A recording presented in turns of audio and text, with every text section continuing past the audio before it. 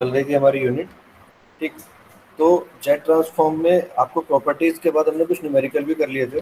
तो अभी आपको क्या करना है, इन्हें न्यूमेरिकल को प्रैक्टिस करना है, क्योंकि न्यूमेरिकल ही जनरली आते हैं, न्यूमेरिकल आते हैं या फिर प्रॉपर्टीज को डिराइव करने के लिए पूछ लिया जाता है। तो प्रॉपर्टीज को हम लोग कर चुके थे, एक बार थोड़ा सा रिवाइज कर लेते हैं कौन कौन सी प्रॉपर्टीज थी और क्या था। सबसे इंपॉर्टेंट है जेट ट्रांसफॉर्म की डेफिनेशन। ठीक है। तो ये जेट ट्रांसफॉर्म की डेफिनेशन है आपकी। ये जो सिग्नल है ये माइनस इन्फिनिटी से इन्फिनिटी तक डिफाइंड होता है हमारे पास। डिस्क्रीट टाइम सिग्नल के हम जेट ट्रांसफॉर्म कैलकुलेट करते हैं। ठीक है, डिस्क्रीट टाइम सिग्नल के लिए। जब डिस्क्रीट टाइम सिग्नल होता है तो उसको हम इंटीग्रेट नहीं करते हैं। ठीक है, दो तरह के सिग्नल थे, मैं फिर से रिवाइज करा दे रहा हूँ, कुछ लोग भूल गए होंगे। अगर ये सिग्नल है कंटिन्यूस टाइम, अगर मुझे इसका ये एरिया निकालना है, टोटल सिग्नल को मुझे कैलकुलेट करना है, तो मुझे इसके लिए इंटीग्रेशन यूज करना पड़ता है। ठीक है। लेकिन अगर मेरा सिग्नल जो है वो डिस्क्रीट है, इस तरह से है, किसी किसी पॉइंट पे डिफाइंड है। ठीक। अब मैं इसके लिए इंटीग्रेट नहीं कर रहा हूँ, क्यों? क्योंकि मेरे पास ये वाला एरिया तो अवेलेबल ही नहीं है। मुझे केवल इस पर्टिकुलर इस जो इम्पल्स है, जो पल्स है, इसको मुझे काउंट करना है। तो मैं क्या करूँगा, इसको ऐड कर दूंगा, प्लस ये प्लस ये प्लस ये, इन सबको ऐड करता चला जाऊंगा। तो यही हम कर रहे हैं, इसलिए समीशन का यहाँ पे यूज होता है, माइनस इन्फिनिटी से इन्फिनिटी तक। यही सिग्नल यहाँ ये माइनस इन्फिनिटी है और ये प्लस इन्फिनिटी है, इस यहाँ से यहाँ तक ये डिफाइन हो रहा है। अगर ये सिग्नल जीरो से इन्फिनिटी तक डिफाइन होता है तब हम इसको बोलते हैं यूनिलेटरल ट्रांसफॉर्म। ठीक है, क्योंकि ये एक ही साइड में आप इसको कैलकुलेट करते हैं। अगर मैं इसको माइनस इन्फिनिटी से प्लस इन्फिनिटी ले रहा हूँ, जैसे कि यहाँ मैंने डेफिनेशन में दिया हुआ है, तो हम इसको बोलते हैं बाईलेटरल जेट ट्रांसफॉर्म। ठीक है, इसमें तो कोई डाउट होना नहीं चाहिए किसी को। ठीक है, तो यूनिलेटरल के लिए देखिए यहाँ पे मैं लिया होगा एन इक्वल्स टू जीरो से इन्फिनिटी, जीरो से इन्फिनिटी तक अगर हम काउंट कर रहे हैं तो। ठीक। अब दूसरी होती है हमारी आरओसी, जिसको हम बोलते हैं रीजन ऑफ कन्वर्जेंस, की जो जेट ट्रांसफॉर्म है ये किस किस रीजन में कन्वर्ज कर रही है। तो हमें पता है कि जेड इक्वल्स टू कितना होता है, आर इंटू ई की पावर जे ओमेगा। तो यहाँ से जब हम इसको सॉल्व करते हैं तो ये यूनिट सर्कल हमारा बनता है, ये वाला सर्कल। ये यूनिट सर्कल हमारा बताता है कि हमारी जेट ट्रांसफॉर्म कहाँ से कहाँ तक कन्वर्ज करेगी, इसके हिसाब से हम लोग देख के चलते हैं। ठीक है, वो जब क्वेश्चन करेंगे वो थोड़ा सा क्लियर हो जाएगा। ठीक। अब जैसे एक एग्जांपल हमने लिया था ए की पावर एन यू एन। ठीक। अब ए की पावर एन यू एन हमने एक एग्जांपल लिया, इसके लिए जब हमने जेड ट्रांसफॉर्म निकालनी शुरू की, इसका फॉर्मूला हमने रखा ए की पावर एन जेड की पावर एन, ये डेफिनेशन से रख दिया, इसको सॉल्व कर लिया ए जेड इनवर्स, और फिर इसको हमने सीरीज इसका एक्सपेंशन कर दिया। सीरीज एक्सपेंशन करने के बाद जब हमारे पास फाइनल सॉल्यूशन आता है तो ये निकल के आता है X Z equals to one upon one minus A Z inverse. ये सबसे इंपॉर्टेंट रिलेशन है जो आपको यूज करना होगा, इसको जरूर याद रखिएगा कि ए की पावर एन का अगर हम निकालते हैं तो कितना आता है, one upon one minus A Z inverse. ये आप याद रख लीजिएगा, ये सबसे ज्यादा यूज होगा।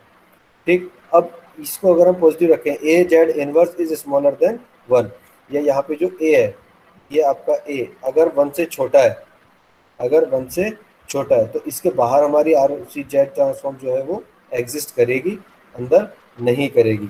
ये क्या कह रहा है देखिए, the R O C is outside a circle of radius A and include the unit circle which means it's D T F T exist. मतलब अगर ये जो ए है, ठीक, ये यूनिट सर्कल के अंदर आ रहा है, जैसे यहाँ पे दिख रहा है कि A is smaller than one, A is smaller than one, अगर ए वन से छोटा है तो जो हमारा यूनिट सर्कल है वो आर के अंदर कवर हो जाएगा, क्योंकि आर तो ये है हमारी, ये रीजन ऑफ कन्वर्जेंसेस के बाहर बाहर। ठीक। और ये यूनिट सर्कल भी इसी आर में आ रहा है। तो हम ये कह सकते हैं कि जब ये आर में कवर कर रहा है तो इसकी हम फोरियर ट्रांसफॉर्म भी निकाल सकते हैं, अदरवाइज नहीं निकाल सकते। अगर इसी क्वेश्चन में if A is greater than one, तो मेरा ये यहाँ पे एग्जिस्ट कर जाता, यहाँ एग्जिस्ट कर जाता मेरा पॉइंट, यहाँ एग्जिस्ट करता, तो फिर मैं इसका सर्कल बनाता ये ऐसे, इसका सर्कल हम बना लेते, और जो आर होती फिर वो इसके बाहर बाहर होती। मैं इसको,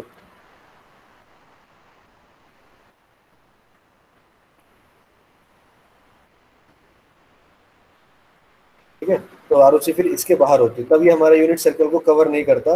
यानी कि फॉर ग्रेटर देन ए, अगर ए ग्रेटर देन वन होगा तब हमारी D T F T exist नहीं करेगी, और अगर ए वन से छोटा होगा तब हमारी D T F T exist करेगी।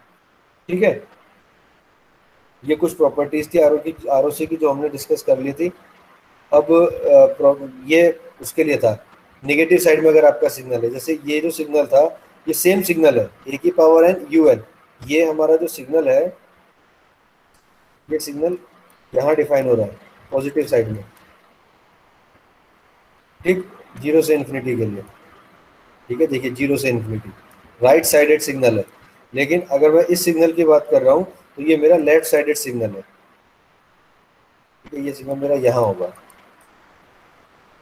ठीक है, माइनस इन्फिनिटी से वन तक, क्योंकि जीरो से इन्फिनिटी हम कहाँ लेते हैं, जीरो से इन्फिनिटी हम राइट साइडेड सिग्नल में लेते हैं, तो ये माइनस इन्फिनिटी से वन तक मेरा कवर करेगा,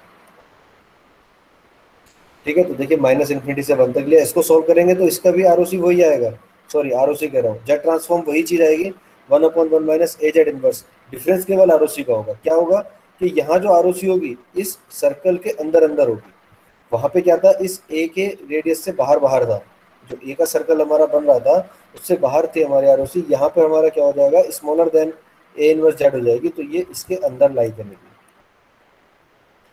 ठीक है। ये चीज है हमारी। अब ये आरओसी हमारा यूनिट सर्कल में इंक्लूड नहीं कर रही, तो इसका डीटीएफटी निकालना पॉसिबल नहीं है। अब ये कुछ हमारा सिग्नल था, अगर इम्पल्स सिग्नल है तो impulse signal del N minus N nought, इसमें शिफ्टिंग हो रही है माइनस एन नॉट की, तो देखिए यहाँ आ गया जेड की पावर माइनस एन नॉट, तो यहाँ पे शिफ्टिंग की प्रॉपर्टी का यूज किया जा रहा है। एक सिग्नल दे दिया आपको X N equals to two del N three del N minus one five del N minus two del N minus three, तो देखिए डेल का तो हमेशा वही कॉन्स्टेंट आएगा, इसका तो वन आएगा, ठीक है। तो टू इंटू वन, टू आ गया। अब थ्री, थ्री का तो थ्री आ जाएगा, लेकिन चूंकि यहाँ पे वन की शिफ्टिंग हो रही है तो हम क्या लिखेंगे, जेड की power minus one, minus one, N नोट कितना है वन, तो जेड की power minus one. Similarly five into Z की power minus two, two into Z की पावर माइनस थ्री, ये हमारे सीक्वेंस है। यानी कि इस वाले सिग्नल को अगर मैं रिप्रेजेंट कर रहा हूँ, देखिए ये तो हो जाएगा मेरा, ये तो हो जाएगा टू, ठीक है, ये हो जाएगा मेरा थ्री वन पे, टू को हो जाएगा मेरा फाइव, और थ्री को हो जाएगा मेरा टू, इस तरह से ये सिग्नल है, ये टू हो जाएगा, ये मैग्नीट्यूड फाइव है, और ये थ्री है, और ये टू है, ठीक, ये जीरो पे है। तो जीरो पे ये सिग्नल आ गया इम्पल्स, वन पे ये इम्पल्स आ गया, तो हमने हर इम्पल्स को अलग अलग उसका जेड ट्रांसफॉर्म लिया है, ठीक है। इस तरह से करते हैं, लीनियर प्रॉपर्टी है, अलग अलग करके आप उसको कैलकुलेट कर सकते हैं। ये टाइम शिफ्टिंग प्रॉपर्टी अभी मैंने आपको बताई, जिसका यूज हमने किया था, ठीक है।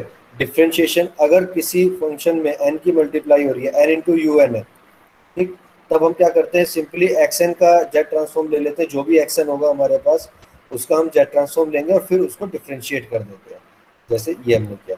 पहले एक्स एन का एक्स जेड निकाल दिया, क्या किया कि एक्सएन है, एक्सएन का हमने निकाल दिया एक्स जेड, ठीक है। तो ये तो होता ही है, लेकिन अगर आपने एन इंटू एक्सएन निकालना है, ठीक है, तो हमने एक्स जेड तो निकाल रखा है, बस इसको डिफ्रेंशिएट कर देना है, minus Z into D X Z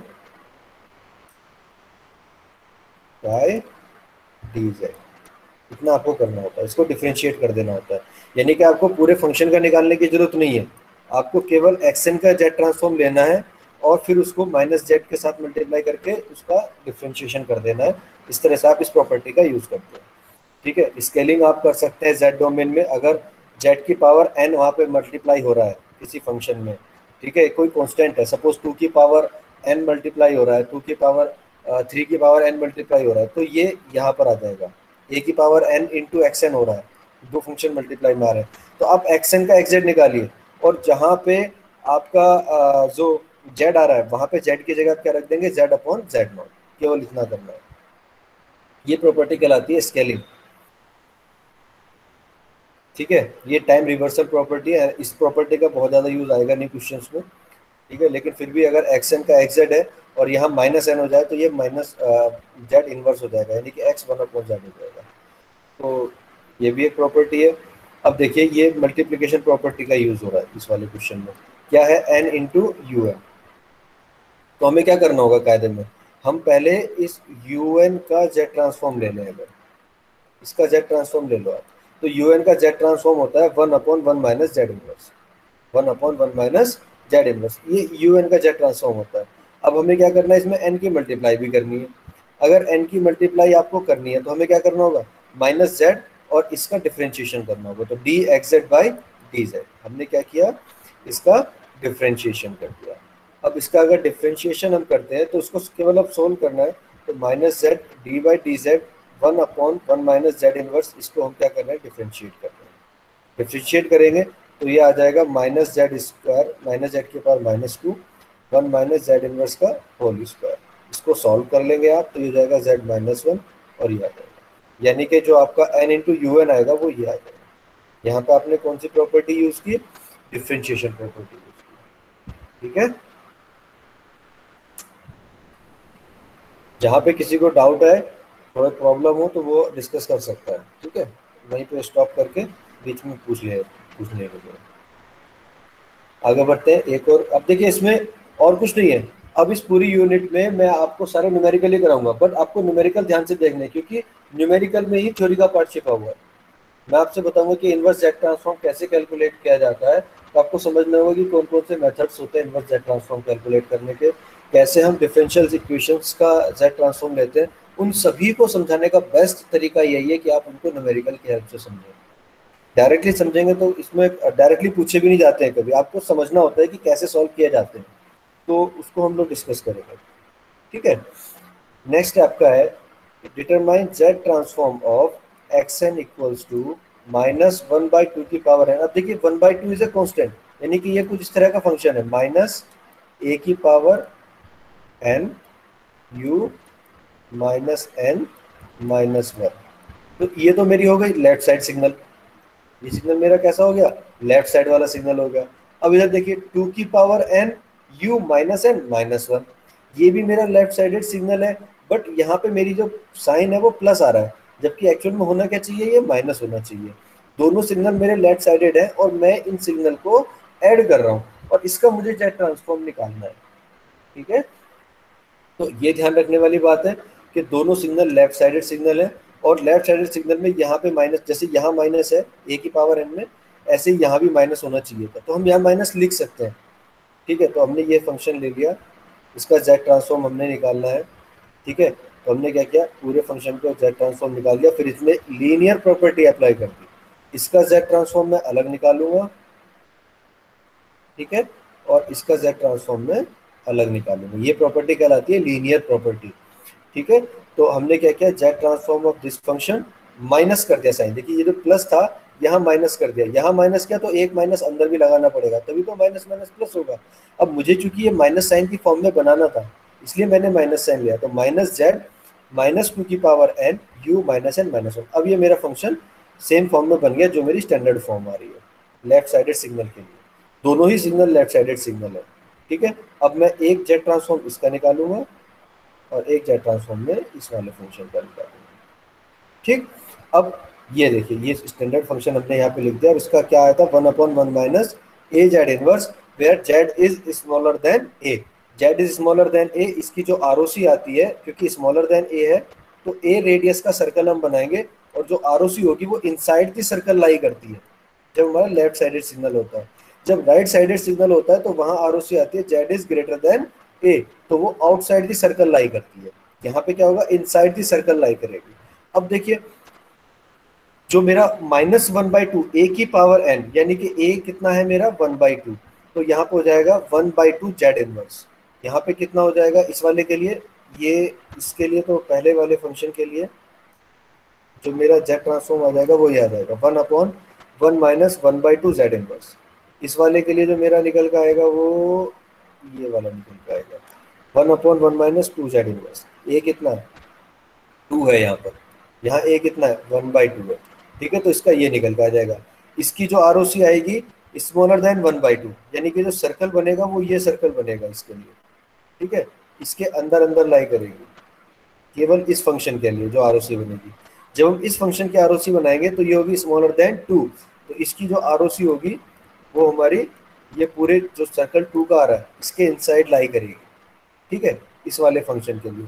अब जब हम इन दोनों को मिला के यूज करेंगे, इस पूरे के पूरे फंक्शन को अगर हम कैलकुलेट करेंगे तो इसका जेड ट्रांसफॉर्म आ जाएगा ये। ठीक है, ये आ जाएगा। इसके लिए आरओसी जो होगी इन दोनों की कंबाइंड होगी, अगर मैं इन दोनों को जोड़ दूं तो जो कॉमन पार्ट होगा वो कॉमन पार्ट तो बेटा केवल यही होगा ना जो 1/2 में आ रहा है, बाकी सब तो अनकॉमन है। ये जो 1/2 का सर्कल बनेगा अंदर, ये 1/2 का जो सर्कल बन रहा होगा यही तो कॉमन है बस, यही वाला पार्ट तो कॉमन होगा जो 1/2 का सर्कल होगा। तो जो फाइनल आरओसी होगी, फाइनल आरओसी हमारी ये 1/2 का सर्कल होगी पूरे फंक्शन पर। कहीं किसी को कोई डाउट है तो पूछ लीजिए।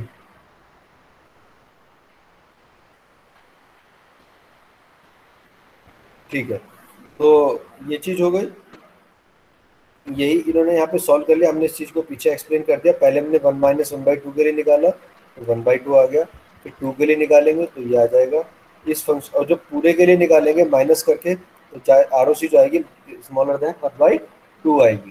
तो इसको सॉल्व किया आपने, तो सॉल्व करने के बाद ये फंक्शन आएगा। ठीक है, और आर ओ सी हमारी ये बन जाएगी, ये बात, ये फाइनल आर ओ सी होगी। ठीक है, अभी इसमें किसी को कोई डाउट है, आगे बढ़े। ठीक है, एक और क्वेश्चन लेते हैं। अब देखिए कुछ उसी तरह का क्वेश्चन है, बट इसमें क्या है कि ये क्या है, ए की पावर एन यू एन, ए कितना है 1/2, लेकिन क्योंकि ये यू एन है, ये राइट साइडेड सिग्नल है। यू एन क्या बता रहा है कि ये राइट हैंडेड साइड सिग्नल है। तो राइट हैंडेड साइड सिग्नल के लिए फंक्शन होता है ए की power N U N. Left के लिए क्या होता है, -a⁻n u -n-1। ठीक है, तो देखिए यहाँ तो सही है, लेकिन यहाँ पे प्लस साइन आ रहा है, ये भी माइनस होना चाहिए था, तो हम इसको भी माइनस साइन बनाएंगे क्योंकि हमें स्टैंडर्ड फंक्शन बनाना है, तो ये बनेगा। ये सही है अपने आप में, ये दोनों पॉजिटिव होनी चाहिए क्योंकि ये राइट साइडेड सिग्नल है। ठीक, अब हम क्या कर रहे हैं, वही काम जो पहले किया था वही काम करेंगे। दोनों फंक्शन को अलग अलग लिखेंगे, इसकी जेड ट्रांसफॉर्म लिख लेंगे अलग और इसकी जेड ट्रांसफॉर्म लिख लेंगे अलग। देखिए चूंकि ये प्लस था तो हमने क्या किया, इसको फिर से माइनस साइन लिख दिया और यहाँ भी माइनस लिख दिया। तो अब ये फंक्शन मेरा ये बन गया 2 की पावर n माइनस का u -n-1। अब ये फंक्शन स्टैंडर्ड फॉर्म को मैच कर रहा है। ठीक, तो इसका जब हम जेड ट्रांसफॉर्म लेंगे और फिर इसका जेड ट्रांसफॉर्म लेंगे और दोनों को माइनस कर देंगे। ठीक है, इसकी जो आरओसी आएगी ग्रेटर देन 1/2 आएगी, यानी कि exterior to the circle of 1/2 radius. इसकी जो आरओसी आएगी वो क्या आएगी, क्योंकि ये राइट साइडेड सिग्नल है तो मैं 1/2 रेडियस का एक सर्कल खींचूंगा। ये 1/2 रेडियस का सिग्नल है और जो इसकी आरओसी आएगी वो इस आउटसाइड दी 1/2 यूनिट सर्कल। ठीक है, इस सर्कल के बाहर बाहर आएगी सारे में, जेड ट्रांसफॉर्म सब जगह एग्जिस्ट करेगी। ठीक है, इसको छोड़ के जब हम इसकी निकालेंगे तो इसको निकालने के लिए क्या है, -2। ठीक है, तो -2 की आरओसी निकलेगी, यानी कि जो इसकी आरओसी आएगी उसके लिए हम क्या करेंगे, 2 रेडियस का सर्कल बनाएंगे जिसकी रेडियस 2 होगी और उसके अंदर अंदर आरओसी लाई करेगी क्योंकि ये लेफ्ट साइड सिग्नल है। ठीक, अब जब इन दोनों को मिलाएंगे तो देखेंगे कॉमन पार्ट क्या है, तो वो अगले पेज पे देख लेते हैं। ठीक है, पहले हमने क्या किया, एक्स जेड निकाल दिया, 1/1/2 जेड इनवर्स पहले वाले का आ गया, दूसरे वाले के लिए ये आ गया, यानी कि जो आरओसी होगी वो 1/2 से तो बाहर। अब देखिए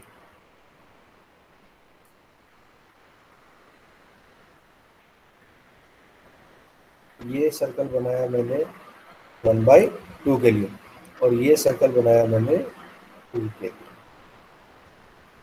ये 2 के लिए है और ये 1/2 के लिए। जो मेरी 1/2 है ये पॉजिटिव सिग्नल के लिए, यानी कि इसके हिसाब से जो आरओसी होगी वो आउटसाइड दी सर्कल लाई करेगी, यानी कि हर जगह लाई करेगी। ठीक है, इसके पूरे पूरे बाहर बाहर लाई करेगी। इस 1/2 के ये जो 1 2 1/2 हो जाएगा 1/2। तो इस वाले पार्ट के लिए जब हम आरओसी लाई बना रहे हैं तो ये आउटसाइड की सर्कल लाई कर रही है पूरी तरह से, सर्कल के बाहर बाहर। ठीक है, इस 1/2 सर्कल के बाहर बाहर। लेकिन जब हम इसके लिए बनाते हैं सेकंड वाले फंक्शन के लिए, इसके लिए स्मॉलर देन 2, तो स्मॉलर देन 2 ये 2 है, यानी कि इसके लिए क्या करेगी, 2 के अंदर अंदर लाई करेगी। ये एक बाहर निकल गया, बाहर नहीं जाएगी, 2 के अंदर अंदर लाई करेगी। अब अगर मैं इन दोनों को कॉमन निकालूं, इसका और इसका, तो पता चलता है कि 1/2 के तो बाहर और 2 के अंदर जितना भी पोर्शन है, जो एरिया है, उसी में हमारी जेड ट्रांसफॉर्म एग्जिस्ट करेगी, क्योंकि 1/2 के अंदर नहीं जा सकती क्योंकि इसमें नहीं आ रही है, कॉमन नहीं आएगा, और 2 के बाहर नहीं जा सकती है क्योंकि वो इसमें नहीं आ रहा। तो कॉमन एरिया क्या हो गया, 1/2 के बाहर और 2 के अंदर, यानी कि जो मेरी फाइनल आरओसी होगी वो इस रीजन में लाई करेगी, इस रिंग में लाई करेगी। ये मेरी आरओसी होगी, ये 1/2 है, ये 2 है, तो मेरी जो आरओसी होगी this will lie in this area,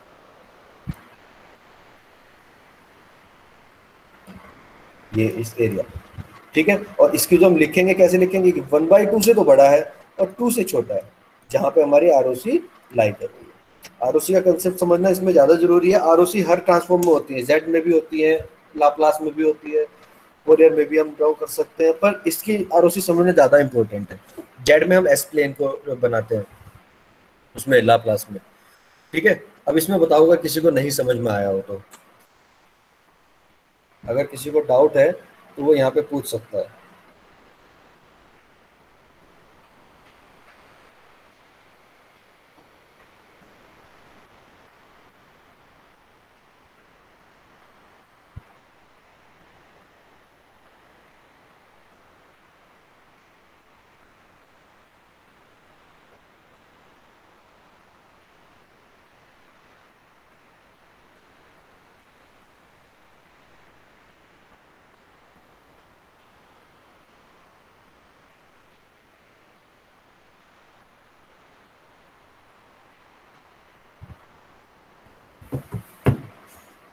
सबको क्लियर है?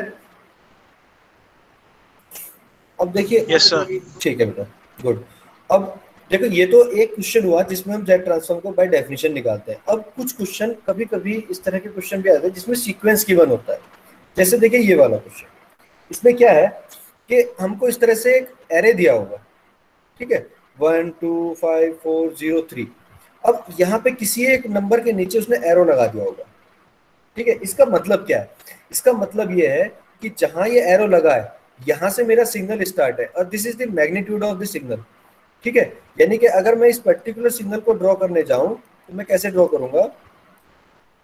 सबसे पहले मुझे 1 पे सिग्नल मिलेगा, ये 1 मैग्नीट्यूड हो जाएगा, ठीक है, 1 मैग्नीट्यूड हो जाएगा।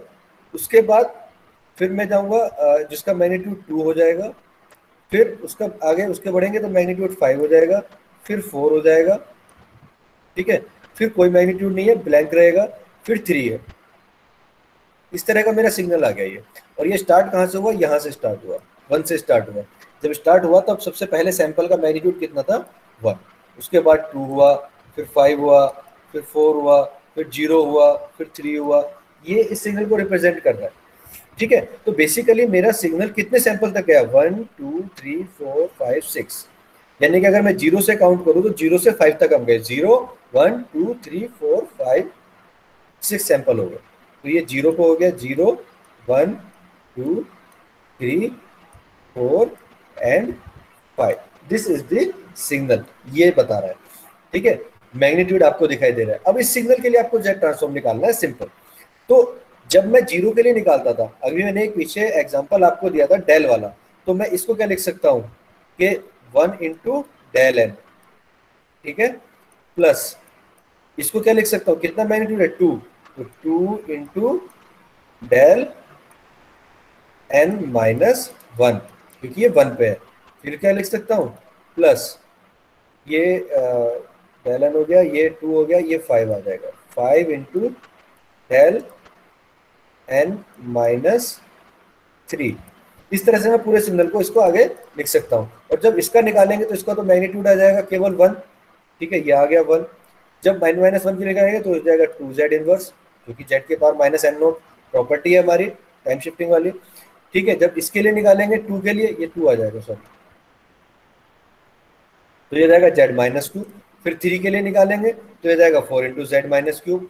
इसके लिए निकालेंगे तो मैग्नीट्यूड 0 है, तो z की पावर -4 वाला जो मैग्नीट्यूड है वो 0 आ जाएगा, तो वो टर्म आएगी नहीं। फिर कितना आ जाएगा? ये 3 आ जाएगा, तो 3 इंटू जेड की पावर -5। तो ये हमारा जेड ट्रांसफॉर्म निकल के आ जाएगी सिंपली, इसको अगर आप एक्सटेंड कर देते हो तो। इसमें अगर कोई डाउट है किसी को तो बताओ।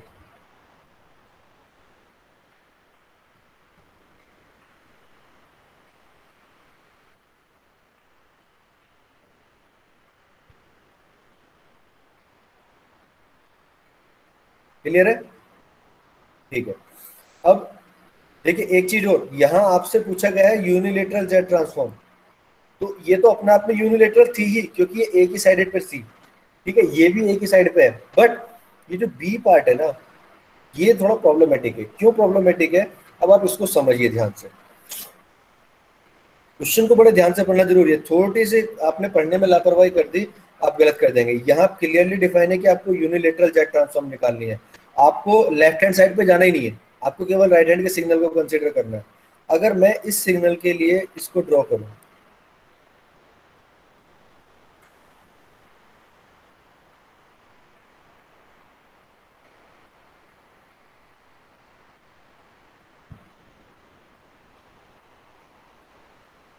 तो देखिए क्या होगा।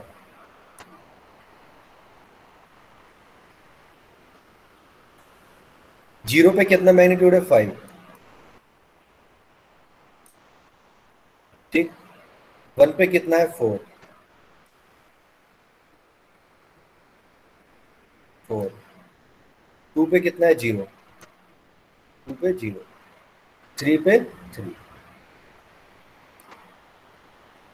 ये हो जाएगा 0, 1, 2 एंड 3। ये तो पॉजिटिव साइड हो गया, एरो का मतलब यहाँ से शुरू हुआ, अब ये नेगेटिव साइड में चला गया, यानी कि यहाँ पे हो जाएगा 2 और ये हो जाएगा 1।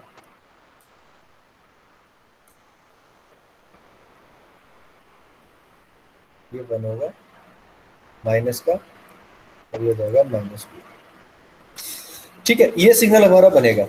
अब चूंकि मुझे यूनिलेटरल जेड ट्रांसफॉर्म लिखनी है, तो मेरा इस वाले फंक्शन से कोई लेना देना है ही नहीं, मुझे इसके लिए लिखना ही नहीं है। यहाँ अगर वर्ड लिखा होता है कि डिटरमाइन द जेड ट्रांसफॉर्म, केवल जेड ट्रांसफॉर्म लिखा होता है, तब हम दोनों साइड के लिए निकालते हैं। चूंकि यहाँ लिखा है यूनिलेटरल, तो हम केवल एक साइड के लिए निकालेंगे, दूसरी साइड को हमें निकालने की आवश्यकता है ही नहीं। इसलिए मैंने यहाँ पे सिग्नल में हमने क्या देखा कि n इक्वल टू 0 से 3 ले रखा है, 0, 1, 2, 3, 3 तक हम इसको समेशन करके निकाल रहे हैं डेफिनेशन से। तो 0 पे कितना आया मैग्नीट्यूड, 5, तो 5 आ गया। 1 पे कितना आया, 4, तो कितना हो गया, 4 जेड इनवर्स, क्योंकि टाइम शिफ्टिंग हो गई, 1 पे पहुंच गया तो जेड की पावर -1 हो गई। 2 पे मैग्नीट्यूड 0 है, तो जेड की पावर -2 का मैग्नीट्यूड 0 हो जाएगा, तो वो टर्म 0 हो जाएगी, जेड की पावर -2 नहीं आएगा। जेड की पावर -3, यहाँ पे मैग्नीट्यूड कितना है, 3, तो 3 जेड इनवर्स। तो ये यूनिलेटरल हो गया। अगर इन केस ये वर्ड यहाँ पे यूज नहीं हुआ होता, या यहाँ बाइलेटरल लिखा होता, तब हम इसको भी निकालते। फिर हम क्या लिखते हैं, और तो ये हो जाता, क्योंकि ये 1 पे है -1, तो हम इसको लिखते 2 इंटू, इसको हम क्या लिखते, 2 इंटू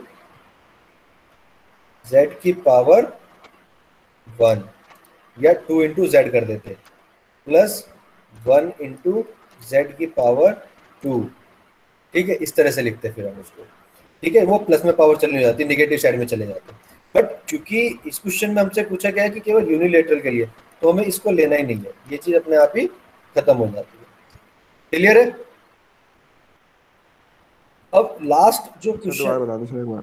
दोबारा बता दें, पर कहाँ से समझ नहीं आया ये बताओ। सर ये नहीं आया सर, माइनस से कैसे लेके चले थे क्वेश्चन देख के।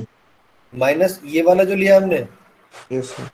ये समझ में आ गया कि इस सैंपल से ये कैसे ड्रॉ किया, यस सर। ठीक है। अब देखियो इसमें हमने क्या किया है कि इसमें हमसे कहा जा रहा है कि यूनिलेटरल जेड ट्रांसफॉर्म आपको कैलकुलेट करनी है। यूनिलेटरल का मतलब होता है आपकी एक साइड की ट्रांसफॉर्म, यानी कि पॉजिटिव साइड की, राइट हैंड साइड की हमें ट्रांसफॉर्म निकालनी है। तो जो लेफ्ट हैंड साइड के सिग्नल थे उसके हमें लेनी नहीं है, तो इसके लिए हमें कुछ करना ही नहीं है, इसकी लेने की जरूरत ही नहीं है, ये चीज सारी जीरो हो जाएगी, ठीक है। इसको लेने की जरूरत नहीं है, केवल हम इसके लिए निकालेंगे। और यहाँ हमारे पास केवल 4 सैंपल है, 5, 4, 0, 3। 5 तो है 0 पे, 4 है 1 पे, 0 है 2 पे, और 3 है 3 पे। ये सैंपल इस तरह से होते हैं, देखिए 0, 1, 2, 3, इधर की तरफ फिर -1, ठीक है, -2, और फिर -3, इस तरह से बढ़ते चले जाते हैं। तो 1 पे कितना है 4, 2 पे कितना है 0, 3 पे कितना है 3, तो इसको हमने लिख लिया। 0 पे कितना है 0, 1 पे कितना है जेड इनवर्स, 2 पे कितना है जेड -2, 3 पे जेड -3। अब x3 कितना है, x2 कितना है, x1 कितना है, ये हमें पता है मैग्नीट्यूड, तो ये आ जाएगा सिंपली इतना। निगेटिव साइड में या फिर लेफ्ट हैंड साइड पे हमें जाने की जरूरत ही नहीं है। हाँ, अगर यहाँ गलती से ये वाली टर्म नहीं लिखी होती तब हमें लिखना होता, तो हम क्या लिखते, फिर यहाँ पे हम चूंकि अपोजिट में जा रहे हैं, अब देखिए जेड इनवर्स हुआ, यहाँ देखिए आप पावर रिड्यूस होती जा रही है। जब हम राइट हैंड साइड से आ रहे हैं तो -3 से -2 हुई, -2 से -1 हुई, -1 से z की पावर 0 हुई। अब अगर आप इससे पीछे जाओगे तो क्या होगा, z की पावर बढ़ेगी, यहाँ पे पावर बढ़ती चली जा रही है। देखिए -3 से -2 हुआ, -2 से -1 हुआ, -1 से 0 हुआ, अब 0 से क्या होता, +1, यानी कि ये आता 2z की पावर 1। फिर 1 से कितना होता, 2 होता, यानी कि ये हो जाता z²। तो इस तरह से ये बढ़ता चला जाता है अगर हम लेफ्ट हैंड साइड पे लेते हैं। चूंकि हमें लेफ्ट हैंड साइड पे लेना ही नहीं है, इसलिए हम उस टर्म को लिखेंगे भी। ठीक है, एक और सैंपल है, एग्जांपल है ये वाला। इसमें भी क्या है, आपको ये पूरा का पूरा राइट हैंडेड साइड सिग्नल है। ठीक है, यहाँ पे आपका 0 पे 0 है ही, 1 पे भी 0 है। पहला सैंपल 2 पे मिल रहा है जिसका मैग्नीट्यूड 1 है, 2, 3, 4, 5, 6 और 7, यानी कि इसको 0 से 7 तक हम लेके जाएंगे। ये देखिए 0 से 7 तक पहले दो 0 हो जाएंगे, यानी कि सीधे z की पावर -2 मिलेगा हमें। z की पावर -2 मिला, मैग्नीट्यूड कितना था 1। फिर 2 इंटू जेड की पावर -3, 5 इंटू जेड की पावर -4, 4 इंटू जेड की पावर -5। ठीक है, इसकी पावर नहीं ली जाएगी क्योंकि मैग्नीट्यूड 0 है। ठीक है, 3 इंटू जेड की पावर -7। बस सीधे सीधे यहीं से देख के लिख सकते हो, इसके नीचे सैंपल लिख लिया करो, 0, 1, 2, 3, 4, 5, 6, 7। कुछ करना ही नहीं है। बताओ।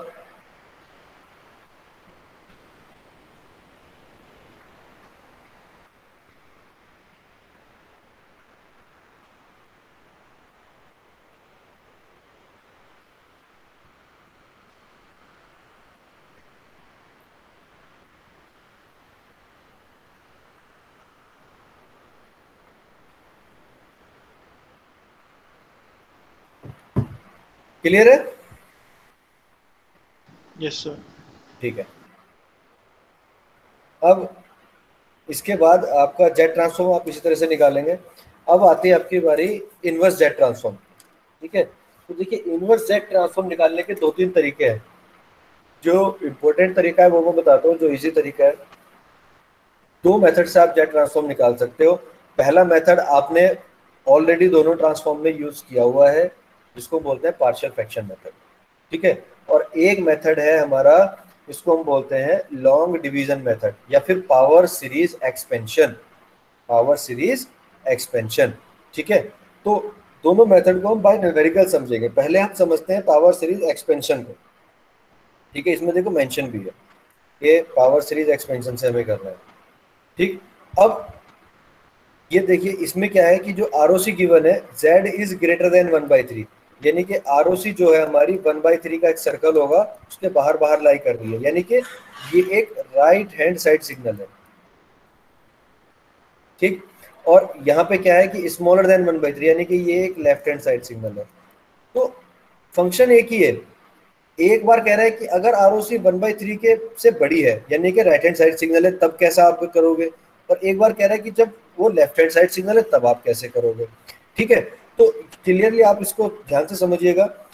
क्या कह रहा है कि since the ROC is greater than 1/3, xz is a power series of z inverse. अभी मैंने आपको यहाँ पे दिखाया सैंपल कि जब हमारा राइट हैंड साइड सिग्नल है तो हमारा पावर सीरीज का जो एक्सपेंशन है वो कैसा हो रहा है, z की इनवर्स पावर में हो रहा है, z की पावर -1 हो रही है। और जब हमारा ये लेफ्ट हैंड साइड सिग्नल था, ये दो सैंपल थे, तो दोनों में कैसी पावर आ रही थी, प्लस की पावर आ रही थी। तो ये चीज आपको ध्यान रखनी है कि जब आपका ROC right hand side signal की दी हुई होती है, तब आपकी जो एक्सपेंशन होना चाहिए सीरीज में, उसमें पावर z की पावर -1 से आनी चाहिए। और जब ये छोटी होती है तब जो एक्सपेंशन होगा वो z की पॉजिटिव पावर में आना चाहिए। तो हमें इस तरह से इसको लॉन्ग डिवीजन करना है कि जो हमारी डिवीजन के बाद टर्म्स आए वो z की माइनस पावर में आए, ना कि प्लस में। ठीक है, तो ऐसा करने के लिए हमें क्या करना पड़ेगा, न्यूमरेटर को डिनोमिनेटर से डिवाइड करते हैं हम। ये आपने न्यूमरेटर लिया, ठीक है, और इसको डिनोमिनेटर से डिवाइड कर दिया। न्यूमरेटर क्या था, 1 + z इनवर्स, 1/1 - 3, 1/3 z इनवर्स। इस तरह से हम इसको अरेंज करते हैं, पहले कांस्टेंट फिर बढ़ती पावर में हम इसको अरेंज कर लेते हैं। अब इसको आप ये एक सीरीज है बेसिकली, तो आप इसको कहीं पे स्टॉप नहीं करेंगे, आप इसके 3 या 4 सैंपल कैलकुलेट कर लेंगे पहले। तो यहाँ से हमने किया, देखिए सबसे पहले हमें क्या करना है कि इसको ये जो कांस्टेंट है 1, इसको माइनस करना है। तो कुछ करने की जरूरत नहीं है, सीधे 1 से मल्टीप्लाई किया हमने। 1 से मल्टीप्लाई किया तो ध्यान से समझिएगा, जब 1 से इस पूरी टर्म को मल्टीप्लाई करते हैं, ठीक है, तो आपको क्या मिलेगा, यही टर्म मिलेगी एज इट इज, तो 1 माइनस 1/3 जेड इनवर्स, इसको माइनस करेंगे तो ये माइनस ये प्लस, ये चीज हो जाएगी कैंसल, तो क्या बचेगा 4/3 जेड इनवर्स। ठीक, अब 4/3 जेड इनवर्स, इससे हम करेंगे किसको, 4/3 जेड इनवर्स, इसको अगर हमें रिड्यूस करना है तो हमें क्या करना पड़ेगा, इस टर्म को अब हमें खत्म करना है। तो इस टर्म को खत्म करने के लिए जब हम 1 में मल्टीप्लाई करेंगे किसकी, इसी टर्म की मल्टीप्लाई करेंगे, तो 4/3 जेड इनवर्स की मल्टीप्लाई किया हमने। ठीक, जब इस टर्म को यहाँ पे मल्टीप्लाई कर रहे हैं तो क्या आ जाएगा 4/3 जेड इनवर्स माइनस 4/9 जेड की पावर -2, तो ये आ गया देखिए 4/9 जेड की पावर -2। ठीक है, इसमें मल्टीप्लाई करने के बाद वो टर्म हमने यहाँ पे लिख दी। ठीक, तो ये कितना आ गया, 4/3 से 4/3 कैंसिल हो गया, बचा कितना -4/9 जेड की पावर -2, ये बच गया। ठीक है, प्लस का बचेगा, तो ये आ गया। अब इसको माइनस करना है तो हमें क्या करना पड़ेगा, 4/9 जेड की पावर -2 से मल्टीप्लाई करना पड़ेगा, तो 4/9 जेड की पावर -2 माइनस 4/9 से कितना हो जाएगा 27, तो 4/27 जेड की पावर -3। तो देख रहे हो ये पावर आपकी बढ़ती चली जा रही है नेगेटिव साइड में। तो 3 या 4 सैंपल आप निकाल लीजिए, केवल ज्यादा करने की जरूरत नहीं है, मिनिमम 3 मैक्सिमम 4 तक आप निकाल लीजिए। जब ये आ जाए आपका तो ये सैंपल साइज आ गया, इसको आप लिख लीजिए कि भाई ये हमारे कोफिशिएंट आ गए, प्लस हम करते चले जा रहे हैं। इसको जब आप कंपेयर करेंगे अपनी टर्म से, जो हमारी स्टैंडर्ड इक्वेशन थी ये वाली, इससे जब हम compare x0 x1 Z inverse x2 Z -2, तो देखिए जो जिसका जो कोफिशिएंट है वो कुछ भी नहीं है, जेड नहीं है, तो ये होता है 0 पे, यानी कि ये पहला सैंपल आ गया हमारा 0 पे, कितना आया 1। ठीक है, x0 कितना आया 1, फिर x जेड की पावर -2 ये कितना आया x1, इसमें कितना आया 4/3, 2 पे कितना आया 4/9, 3 पे कितना आया 4/27, ये गलत लिखा हुआ है, ये 1 है। 0 पे कितना है 1, 1 से स्टार्ट हुआ 4/3 4/9 4/27 और ये एज इट इज चलता चला जाएगा। ये कब है, ये तब है जब हमारा सिग्नल क्या है पूरा का पूरा राइट हैंड साइड पे है, या हम ये कह रहे हैं कि जो ROC है वो Z इज ग्रेटर देन 1/3 है। अब मान लीजिए कि ROC जो है वो स्मॉलर है, ठीक है, अगर ROC स्मॉलर है तो हमारी जो पावर आनी चाहिए ना, जैसे यहाँ माइनस आ रही थी वो प्लस में आनी चाहिए। ध्यान से समझिएगा क्वेश्चन को, ये बहुत इंपॉर्टेंट है। एक क्वेश्चन समझ में आ गया सारे क्वेश्चन हो जाते हैं, एक ही क्वेश्चन अच्छे से समझना जरूरी होता है। ठीक है, अब हमें क्या देखना है कि भाई ये पावर पॉजिटिव कैसे आए, तो उसके लिए हमने क्या किया, जब हमारी ROC छोटी थी यानी कि इनसाइड द सर्कल थी, ये थी inside the circle, left hand side का सिग्नल था, पूरा का पूरा सिग्नल इस तरफ एग्जिस्ट कर रहा था। ठीक, तब हमारी पावर पॉजिटिव आती है। पॉजिटिव पावर के लिए हमें क्या करना है कि न्यूमरेटर को डिनोमिनेटर से डिवाइड करना है, लेकिन क्या कर दिया हमने, इसकी पावर को डिक्रीजिंग ऑर्डर में रख दिया। यहाँ पे हमने क्या लिया था, पहले कांस्टेंट फिर ये, अब की बार के लिए पहले ये फिर ये कांस्टेंट, और इधर इसको भी ऐसे ही कर दिया। ठीक, अब देखिए यहाँ भी जेड इनवर्स है, यहाँ भी जेड इनवर्स है, तो सीधी सी बात है कांस्टेंट से मल्टीप्लाई करेंगे। अब इसका कांस्टेंट कितना है 1, तो हमें इसका कांस्टेंट 1 बनाना है। यहाँ पे हमें क्या चाहिए, जेड इनवर्स चाहिए, तो -1 कराने के लिए क्या करेंगे, -3 से मल्टीप्लाई किया, -3 से मल्टीप्लाई किया तो प्लस जेड इनवर्स आ गया, और ये कितना आ गया -3। ठीक है, ये -1 था तो -1 × -3 ये माइनस ये प्लस। ठीक है, तो ये चीज हो जाएगी कैंसिल। अब बचेगा कितना 4। ठीक, अब आपको क्या चाहिए 4 चाहिए। 4 के लिए अब यहाँ पर क्या है जेड इनवर्स। ठीक, तो जेड इनवर्स को पहली बात तो जेड के पावर को 0 करना पड़ेगा, क्योंकि यहाँ पावर -1 है तो मुझे इस पावर -1 को 0 बनाना पड़ेगा। 0 बनाने के लिए क्या करना पड़ेगा, जेड की पावर +1 से मल्टीप्लाई करना पड़ेगा। तो जेड की पावर 1 से मल्टीप्लाई किया, ये हो गई जेड की पावर 0 यानी कि कांस्टेंट। अब मुझे यहाँ पर क्या चाहिए 1/3 नहीं चाहिए, जो ये 1/3 है मुझे चाहिए यहाँ पे 4। तो 1/3 में क्या मल्टीप्लाई करूं कि मुझे 4 मिल जाए, तो 1/3 में मुझे 12 का मल्टीप्लिकेशन करना पड़ेगा। तो 12 का मल्टीप्लिकेशन करता हूं तो 12 × 1/3 यानी कि 4 आ जाएगा मेरा, तो ये आ जाएगा 4। तो यहाँ 12 से मल्टीप्लाई किया तो मेरा पूरा जो फंक्शन बना 12z। अब मैं 12z से मल्टीप्लाई करता हूँ तो ये आ जाएगा 4, ये वाली पूरी टर्म, और ये हो जाएगी -4z -12z। ठीक है, अब ये 4 कैंसिल हो जाएगा, अब ये बचेगा -12z, तो माइनस माइनस प्लस हो जाएगा ये, तो ये आ जाएगा 12z। इसको अब 12z को सॉल्व करना होगा। अब ये चूंकि z है, यहाँ z इनवर्स है और मुझे चाहिए z की पावर 1, तो मुझे z की पावर +2 से मल्टीप्लाई करना पड़ेगा अगर +1 चाहिए। तो 36z² से मैंने मल्टीप्लाई किया तो मुझे क्या मिला, इसमें मल्टीप्लाई करने के बाद 12z -36z²। ठीक है, अभी आ गया। तो अब मेरी जो पावर आ रही है z की, तो अगर हम देखें तो सारी पॉजिटिव पावर आ रही है। ठीक है, तो मेरा फंक्शन आ गया -3 -12z -36z²। इसको डिक्रीजिंग ऑर्डर में रख लेंगे, पहले z² आएगा, फिर z आएगा, फिर -3 आएगा। तो ये मेरा आ जाएगा ये इन्फिनिटी से आ रहा है चूंकि सिग्नल, तो इन्फिनिटी से हमने डॉट डॉट करके लिख दिया, फिर एक कांस्टेंट लिख दिया -36, फिर एक कांस्टेंट लिख दिया -12, फिर एक कांस्टेंट लिख दिया -3, और एरो ये लगा दिया यहाँ पे, यानी कि ये सिग्नल इधर से आ रहा है, लेफ्ट हैंड साइड सिग्नल है पूरा। तो इस तरह से जब हमारी ROC स्मॉलर देन 1/3 होगी, तब हम उसके लिए इस तरह से सॉल्व करेंगे। ठीक है,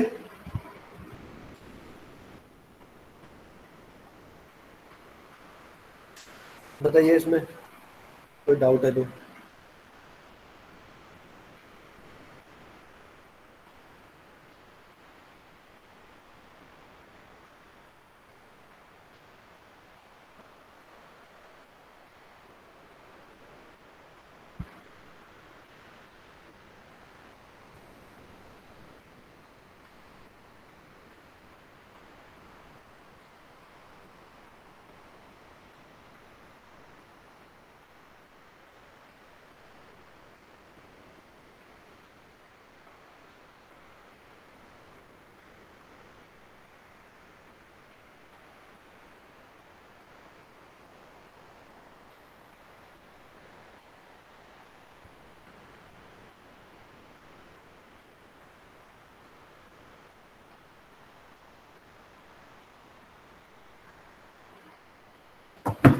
ठीक है, ये क्वेश्चन समझ में आया? ये क्वेश्चन समझ में आ गया तो आप लॉन्ग डिवीजन से इनवर्स जेड ट्रांसफॉर्म निकाल लेंगे। जो IZT है उसको निकालने में फिर कोई प्रॉब्लम नहीं है।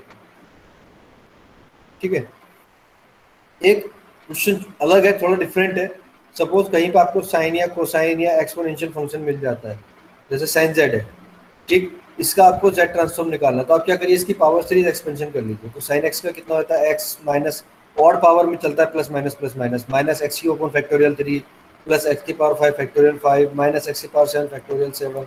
स्टैंडर्ड है, सबको पता होता है। इसका अगर मैं जेड की फॉर्म में लिखूँ तो साइन जेड हो जाएगा जेड माइनस जेड की पावर 3 फैक्टोरियल 3 फिर फैक्टोरियल 5 फैक्टोरियल 7। यहाँ मुझे क्या करना है, सबको प्लस में चाहिए, तो इसको मैं क्या करता हूँ, पावर देखिए पॉजिटिव है जेड की, यानी कि ये तो तय है कि जो सिग्नल होगा मेरा वो लेफ्ट साइड का सिग्नल होगा पूरा। ठीक है, लेफ्ट साइड सिग्नल से अगर ये आ रहा है, इधर से आ रहा है सिग्नल, तो मैं पावर को डिक्रीजिंग ऑर्डर में रखूंगा, पहले जेड की पावर 7 फिर 5 फिर 3 फिर 1। ठीक है, इस तरह से फिर 0, तो 0 तो नहीं आएगी क्योंकि ये एक्स से स्टार्ट हो रहा है, तो ये आ जाएगा जेड की पावर -7 5 और 3। जहां जहां माइनस था वो माइनस साइन में अंदर ले गया। ठीक, अब सीधी सी बात है, ये इधर से आ रहा है जेड की पावर 7, तो जेड की पावर 6 का मैग्नीट्यूड कितना होगा, 0। जेड की पावर 5 4 का मैग्नीट्यूड कितना होगा, 0। जेड स्क्वायर का मैग्नीट्यूड कितना होगा, 0। तो मेरा अल्टरनेट 0 आएगा, पहले -1/7 आ गया। ठीक है, ये आ गया मेरा -1/7, फिर 6 के लिए आ जाएगा 0, फिर फैक्टोरियल 5 आ जाएगा, ये फैक्टोरियल 5 आ गया माइनस का, फिर आ जाएगा 0, फिर आ जाएगा, एक सेकंड रुकिए जरा, इनके कहीं गलती की हुई है इन्होंने, ये प्लस आएगा। ठीक है, ये प्लस आएगा, ये जो कि प्लस है। ठीक है, अब ये -1/3 -1/3 आ जाएगा। ठीक है, उसके बाद फिर ये 0 आ जाएगा, फिर ये 1 आएगा।